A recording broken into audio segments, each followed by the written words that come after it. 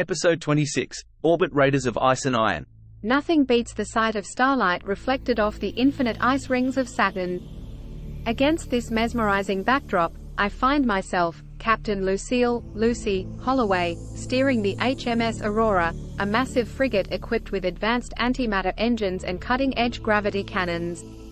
A symbol of hope in the cold reaches of space, the Aurora's steel blue hull and gleaming white sails were awash in the reflected light of distant suns.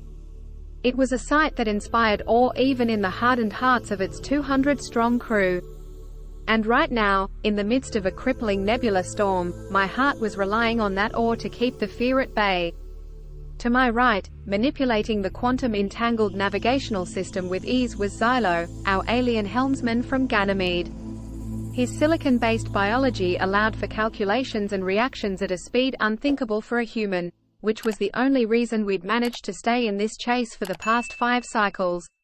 Our target, a notorious smuggling ship known as Black Nebula, bobbed and weaved through the storm ahead of us. With its stealth tech-enabled hull and minimalist design, it would have slipped away unnoticed if not for our stubborn pursuit. Suddenly, a flash of intuition struck. "Portside, 2 degrees, Xylo," I called out. Without hesitation, Xylo manipulated the ship's thrusters, diverting us just enough to get within gravity cannon range. "Frost, load the proximity mines," I barked, eyes fixed on the Black Nebula through the lens of my quantum telescope. Sergeant Frost, a stoic and burly Martian, nodded and his team set about loading our cannons with the antimatter-charged mines. "Target the solar sails," I instructed, "disable them and their sitting ducts." The roar of the gravity cannons filled the deck as they launched the mines. With deadly accuracy, they found their mark, and the nebula's sails were shredded by the explosion. "All hands, prepare for boarding. Xylo, bring us alongside," I ordered.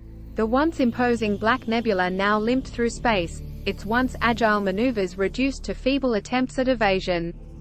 As our ship edged closer, I saw a flurry of activity on the nebula's deck. But it was too late. The gap closed, and gravity hooks were fired, latching onto the enemy ship's hull, bringing us together. "Board now!"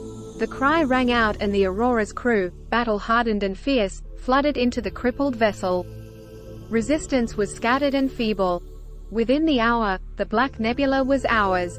The captured smugglers, a motley crew of various alien races, were corralled on the Aurora's deck, under the watchful eyes of Frost and his security team. "Should we alert the interstellar patrol, Cap?" Frost asked, never taking his eyes off the prisoners. "Do it, Frost," I nodded. "These guys are their problem now. We've got more universe to patrol." As the prisoner transport ship arrived, we disengaged from the Black Nebula, leaving the smugglers and their ship floating in the abyss. "Set course for Rigel 7, crew," I ordered, watching as the prison ship hauled away our prize. "Let's go chase more stars."